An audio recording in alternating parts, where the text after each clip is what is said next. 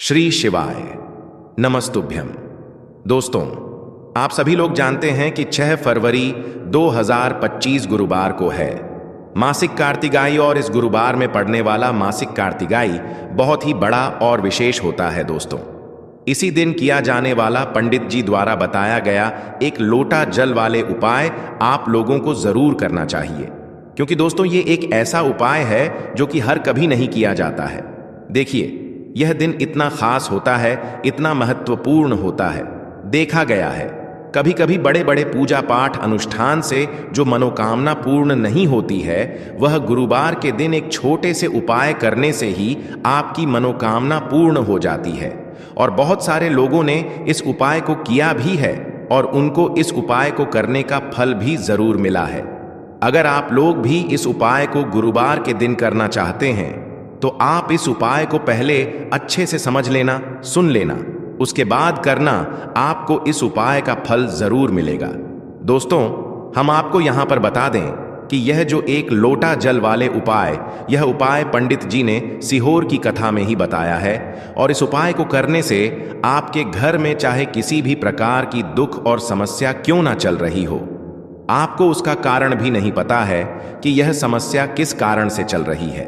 उसका कुछ भी कारण हो सकता है, जैसे पितृदोष हो सकता है या किसी भी तरह का मंगल दोष भी हो सकता है, और भी बहुत तरह के दोष होते हैं, कुछ भी हो सकता है। पर आपको इस उपाय को करने के लिए अपने दोष को पता लगाने की भी जरूरत नहीं है। आपके घर में किस कारण से इतनी दुख और परेशानी आ रही है, वह भी आपको पता लगाने की जरूरत नहीं है। इस एक लोटा जल वाले उपाय को आप लोगों को कर लेना है, क्योंकि इसी एकमात्र उपाय को करने से आपके पूरे घर परिवार में सुख और शांति हो जाएगी। आपके घर में अच्छे अच्छे काम होने लगेंगे। आपकी जो भी मनोकामना होगी वह भी धीरे धीरे करके पूर्ण होना शुरू हो जाएगी। दोस्तों, अब इस उपाय को करना किस समय है, यह भी आप लोग जान लीजिए। देखिए, इस एक लोटा जल वाले उपाय को करने का जो समय है वो सीधी सी बात है, सुबह का समय है, प्रातःकाल का समय है। वैसे दोस्तों, गुरुवार के पूरे दिन मंदिर खुले रहते हैं।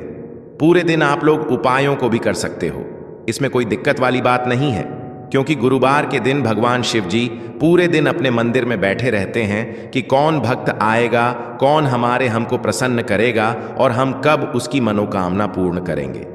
दोस्तों, इस दिन शिव जी इतना कुछ प्रदान करते हैं जितने की हम कभी कल्पना भी नहीं कर सकते हैं। इसीलिए आप लोगों को इस मौके को तो अपने हाथ से नहीं जाने देना चाहिए। तो अब हम समझते हैं दोस्तों, यह एक लोटा जल वाले उपाय को आखिर करना किसको है। पहली मुख्य कोशिश आपकी यही होनी चाहिए कि घर की जो माता बहन होती हैं उनमें से कोई एक यह वाला उपाय करें।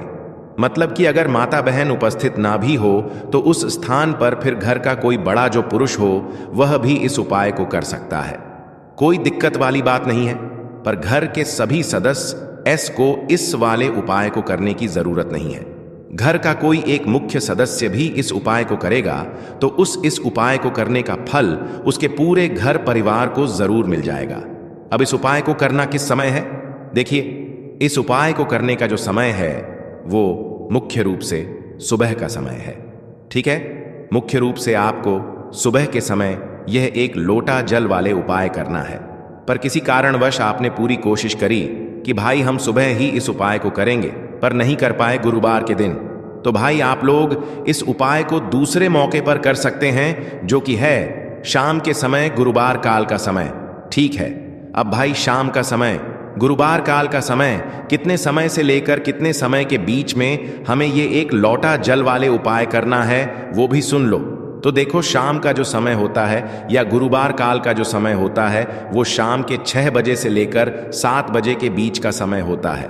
तो शाम के 6 बजे से लेकर 7 बजे के बीच के समय में आप लोग ये एक लोटा जल वाले उपाय को कर लेना।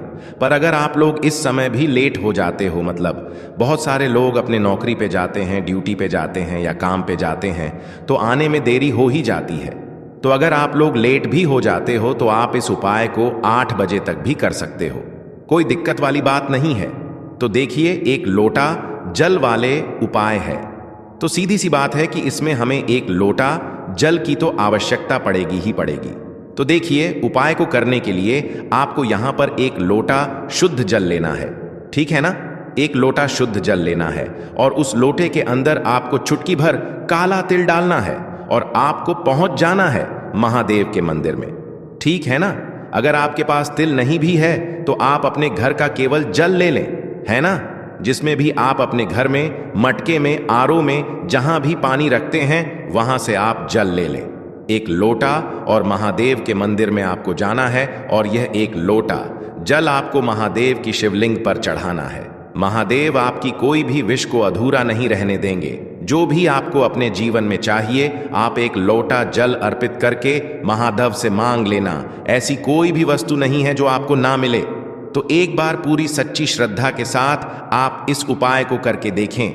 देखिए, गुरुवार जो होता है ना, इसका महत्व आप ऐसे भी समझ सकते हैं कि बीमारियों से भी आप हमेशा सेफ रहते हैं, हमेशा आप बीमारियों से दूर रहते हैं।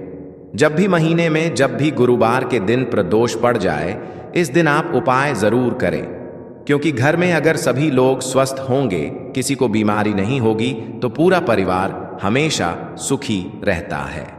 तो चलिए अब जल्दी से बात कर लेते हैं। 2 लौंग और 2 कपूर आपको अपने घर में किस जगह पर जलाना है। यह छोटा सा उपाय कैसे आपके जीवन में सुख को लेकर आएगा, धन को लेकर आएगा।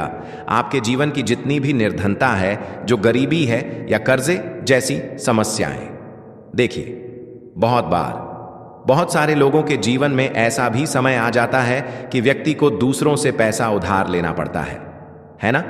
तो देखिए, अगर आपको भी अपने जीवन में ऐसा समय देखना पड़ रहा है कि आपके सर पर कर्जा बहुत है, आप लोगों से पैसा उधार ले रहे हैं, चाहते हैं कि लोगों का पैसा दे दें, लेकिन नहीं दे पा रहे हैं क्योंकि आपकी सैलरी इतनी नहीं है, आपके पास पैसा इतना नहीं है, और हमेशा आप एक एक रुपए के लिए अपने जीवन में अगर परेशान हैं, तो महादेव के ऊपर विश्वास रखकर आपको क्या करना है, 2 फूल वाली लौंग लेनी है और 2 कपूर लेने हैं। अच्छा, लौंग उस जो आप लेंगे 2, एक भी लौंग टूटी हुई ना हो, है ना। 2 कपूर और 2 लौंग एक पीतल का बर्तन ले लें, उसके अंदर रख लें, या फिर मिट्टी का बर्तन ले लें, उसके अंदर रख लें। अब आपको क्या करना है, ये 2 फूल वाली लौंग और 2 कपूर अपने घर के मंदिर में महादेव की कोई मूर्ति है, प्रतिमा है, वहां पर आपको जलाना है। यह उपाय आपको अपने घर पर ही करना है और शाम के समय में करना है। सूर्य अस्त होने से 45 मिनट पहले भी आप कर सकते हैं, सूर्य अस्त होने के 45 मिनट बाद तक आप कर सकते हैं, ठीक है। नाना तो इतना लंबा समय है, 45 मिनट का आप लगा लीजिए। इतने समय में आप कभी भी उपाय करें, है ना। इस समय में अगर आपने इस उपाय को कर लिया, 2 कपूर और 2 लौंग अपने घर के मंदिर में जला दिए, महादेव की मूर्ति या फिर प्रतिमा के साथ, सामने आप देखेंगे कि आपके जीवन में बहुत तेजी के साथ धन पैसा आना शुरू हो जाएगा, पैसा रुकना शुरू हो जाएगा। और पैसे को लेकर तो आपको अपने फ्यूचर में यानी आने वाले समय में कभी परेशान होना ही नहीं पड़ेगा। तो महादेव की कृपा अगर किसी व्यक्ति को मिलती है ना, तो पैसे को तो लेकर व्यक्ति परेशान होता ही नहीं है, उसके घर में कभी बीमारियां प्रवेश नहीं करती हैं। तो बहुत ही विशेष और उत्तम उपाय है, क्योंकि इस बार गुरुवार के दिन पड़ा है, तो यह उपाय आपको जरूर करना चाहिए। आपके घर से जितनी भी खराब चीजें हैं, नेगेटिव एनर्जी है ना, यह भी आपके घर से दूर रहती है। तो 2 उपाय की अभी तक बात कर ली है, जो कि आपको मासिक कार्तिगाई वाले दिन जरूर करने चाहिए। अब जल्दी से बात कर लेते हैं तीसरे उपाय की। अच्छा, तीसरा उपाय जो आपको बताने जा रहे हैं, इस उपाय को अगर आप करते हैं तो आपके घर में स्थिर लक्ष्मी का वास होगा। मतलब आपके घर में माँ लक्ष्मी आएंगी भी और कभी भी आपके घर को वह छोड़कर नहीं जाएंगी, क्योंकि माँ लक्ष्मी का एक नाम चंचला भी है, वो एक जगह नहीं रुके हैं, है ना। तो अगर आप चाहते हैं कि माँ लक्ष्मी आपके घर में आए और आपके घर को छोड़ कर ना जाएं, तो यह तीसरा उपाय आप मासिक कार्तिगाई वाले दिन कर लेना। कभी भी माँ लक्ष्मी आपके घर को छोड़कर जाएंगी ही नहीं। बहुत ही सरल उपाय है। देखिए, आपको करना क्या है, आपको यहाँ पर मिट्टी का एक दीपक लेना है, कहीं से भी खंडित ना हो, टूटा हुआ ना हो, है ना। एक प्यारा सा दीपक ले लेंगे, उसके अंदर आपको शुद्ध देसी घी भरना है, गोल बाती उसके अंदर लगानी है, और चुटकी भर काला तिल अगर आपके पास है तो चुटकी भर काला तिल आपको डालना है। अगर नहीं है तो कोई बात नहीं है, ना है तो काला तिल उसी दीपक के अंदर आप डाल लेंगे। जलाने से पहले ही तिल डालना है, यह चीज ध्यान रहे। अब दीपक आपका तैयार हो गया।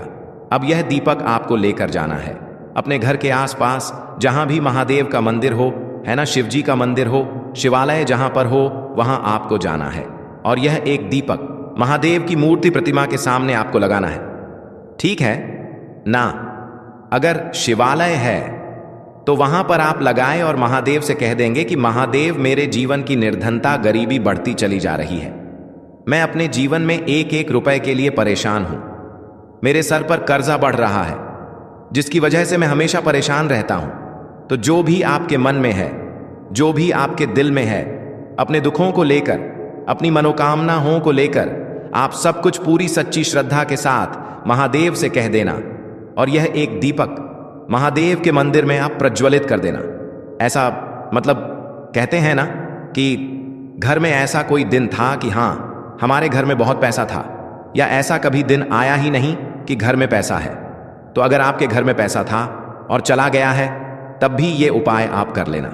और अगर कभी आपके घर में पैसा आया ही नहीं है ना, बहुत सारे लोग हैं जो कहते हैं हमने तो कभी ज्यादा पैसा अपने पूरे जीवन काल में कभी देखा ही नहीं है, तब भी ये उपाय आप कर लेना। हर तरफ से आपके घर में पैसा आता है। मां लक्ष्मी की कृपा आपके ऊपर बरसती है, क्योंकि जो व्यक्ति महादेव के मंदिर में दीपक जला दे ना, मासिक कार्तिगाई वाले दिन ऐसा मान लो कि उसके घर में साक्षात मां लक्ष्मी वास करती हैं और जीवन में कभी उसके निर्धनता नहीं आती है। तो देखिए, आपको बता दें, भगवान कुबेर जो है ना, भगवान कुबेर ने भी महादेव के मंदिर में दीपक प्रज्वलित किए थे, और उनके बारे में तो आप सभी जानते हैं। तो कभी भी आपको पैसे के लिए कभी परेशान नहीं होना पड़ेगा। आने वाली जो आपकी पीढ़ियां हैं, उन्हें भी पैसों को लेकर परेशान होना नहीं पड़ता है जब भी आप महादेव के मंदिर में दीपक प्रज्वलित करते हैं। साथ ही साथ आप हमेशा यह ध्यान रहे कि जब भी आप अपने घर के मंदिर में दीपक प्रज्वलित कर दें, है ना, पूजा पाठ कर लें, उसके बाद आप महादेव के मंदिर में जाएं और वहां पर पूजा पाठ करें।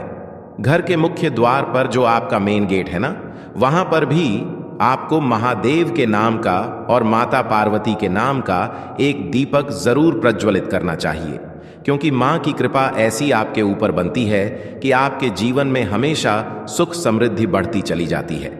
अब बात करते हैं चौथा उपाय के बारे में। एक चावल का दाना आपको कैसे चढ़ाना है, उपाय को कैसे करना है, और कैसे एक चावल का दाना आपके घर में धन की वर्षा कर देगा। मां लक्ष्मी की ऐसी कृपा बरसेगी कि कभी भी आपके घर में निर्धनता और गरीबी लौट कर नहीं आएगी।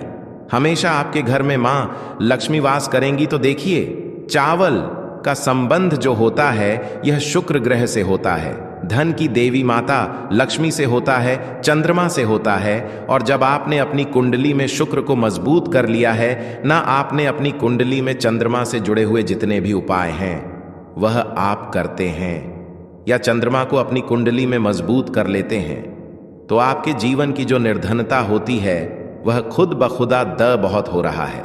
दवाइयों में बहुत पैसा जा रहा है ना, तो ये सारी चीजों से आप हमेशा बचे रहते हैं। जब भी आप चावल का कोई भी उपाय करते हैं, देखिए, चावल का जो अक्षत होता है ना, इसका मतलब ही होता है धन की वृद्धि। बहुत सारे देवी देवता हैं जिन्हें कि चावल का ही भोग हम लगाते हैं।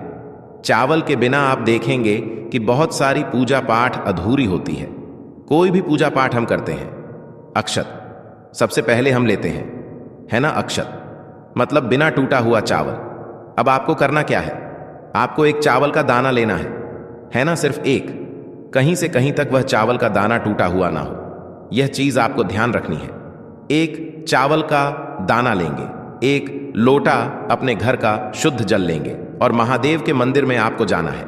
सबसे पहले एक लोटा जल चढ़ाएंगे, महादेव की शिवलिंग पर है ना, भगवान गणेश का ध्यान करके एक लोटा जल चढ़ाना है। और फिर वह एक चावल का दाना आपको अपने सीधे हाथ में रखना है, सीधे हाथ की हथेली में रखना है ना। अब अपनी मुट्ठी को आपको बंद करना है और फिर अपनी मनोकामना महादेव से कहना है कि महादेव, मेरे जीवन में यह समस्या है, मेरे घर में धन की कमी है, या मेरे सर पे कर्जा है, या मेरे पास पैसा तो है लेकिन मेरा पैसा बढ़ता नहीं है, या फिर मेरे घर का यह व्यक्ति है, इसका स्वास्थ्य ठीक नहीं रहता मेरे घर में क्लेश बहुत रहता है। तो जो भी आपकी विश है, जो भी आपकी मनोकामना है, धन को लेकर है, धन बढ़ नहीं रहा है, धन खर्च बहुत हो रहा है, धन आ नहीं रहा है, जो भी आपकी विश है ना, जो भी आपकी समस्या है, आपको महादेव से कह देना है। पूरी सच्ची श्रद्धा के साथ माता पार्वती का भी ध्यान आपको करना है। यह चीज आप बिल्कुल ध्यान रखें। तो जब भी आप अपनी विश महादेव से और माता पार्वती से एक साथ कहते हैं, तो आपकी कितनी भी बड़ी विश क्यों ना हो, उसे महादेव पूरा कर देते हैं। जब आप अपनी विश कह देंगे, उसके बाद वो चावल का दाना जो आपने अपनी मुट्ठी में बंद कर रखा है, उसे आपको महादेव की शिवलिंग पर चढ़ा देना है और बस उपाय आपका यहां पर पूरा हो जाता है। श्री शिवाय नमस्तुभ्यम।